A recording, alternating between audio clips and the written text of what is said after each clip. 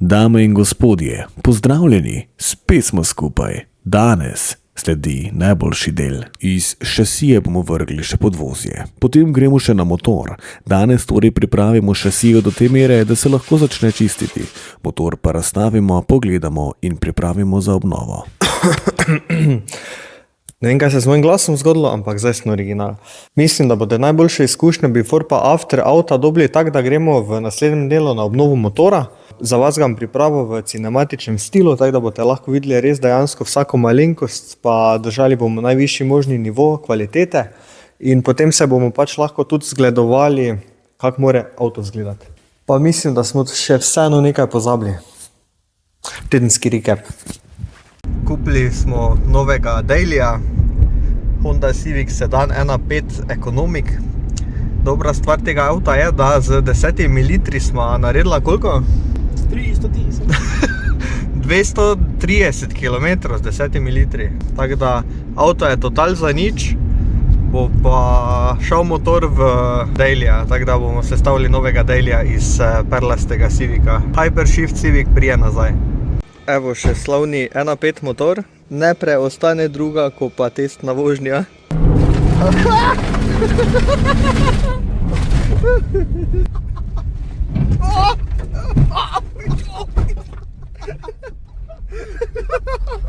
Še nekdo se nama je pridružil. Gospa, ste zašli. Kaj se je zataknila? Res? Čakaj, nekaj se je zataknil.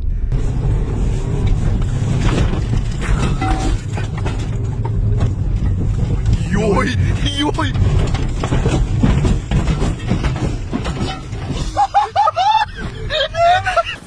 Tako, zdaj pa lahko gremo veselo na delo. Začeli bomo z zadnjim delom, se pravi ritko.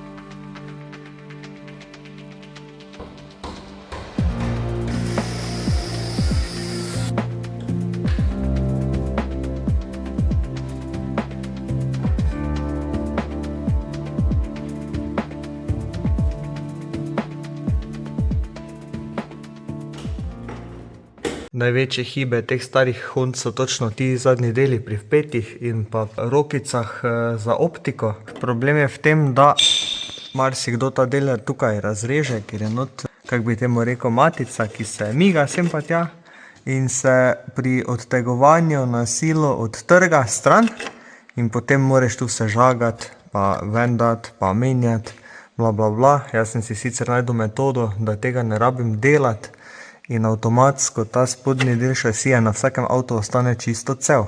To je veliki bonus, sploh za našo obnovo. Ostali so še nam samo amortizeri in pa zadnje roke.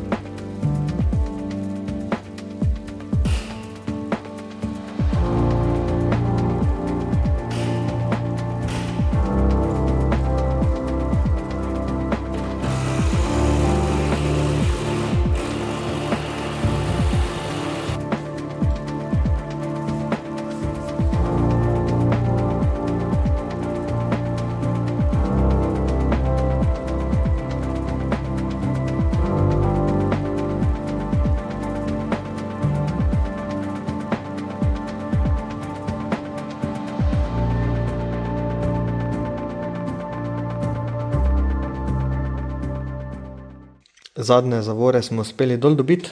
Malo je bil problem, ker je tu not tudi bilo vse zarjaveto, oziroma navoji, šraufi. Malo sem se namantral, tako da vseeno sem dobil ven. Ostajajo nam še torej samo sprednje obese, most, pa bencinske in zavorne zajle.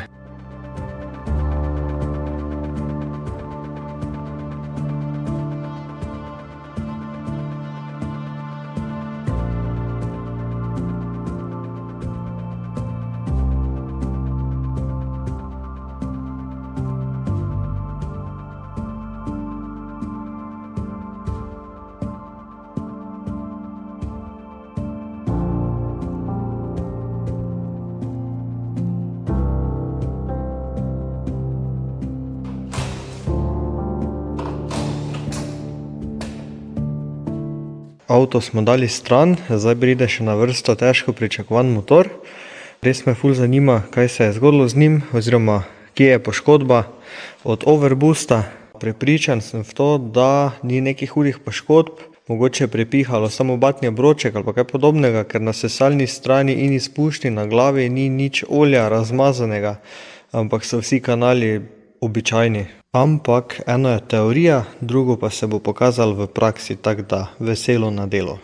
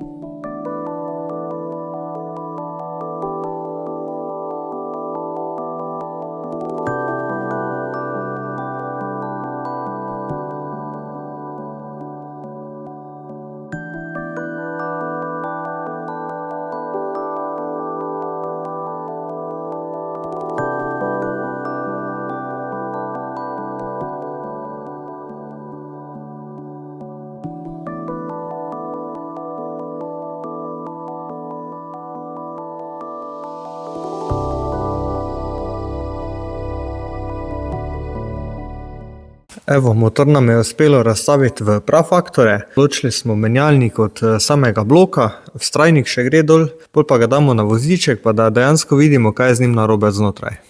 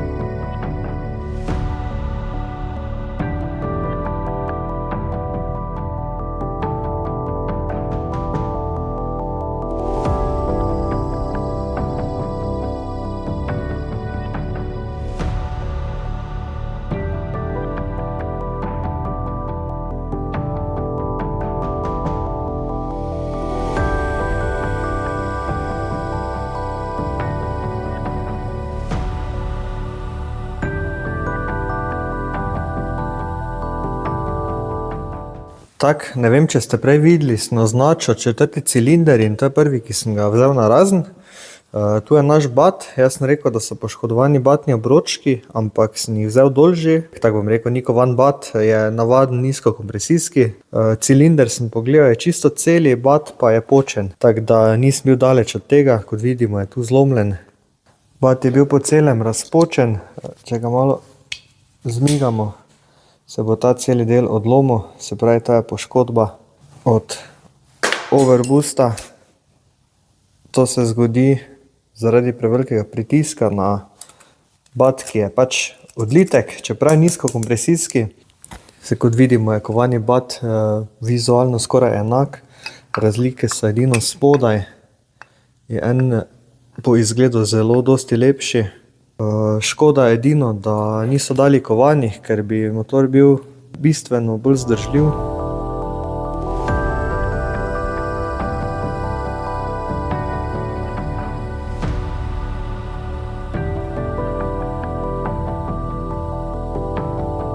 Zdaj pa sledi še profesionalna razlaga. Najprej poglejmo cilindre.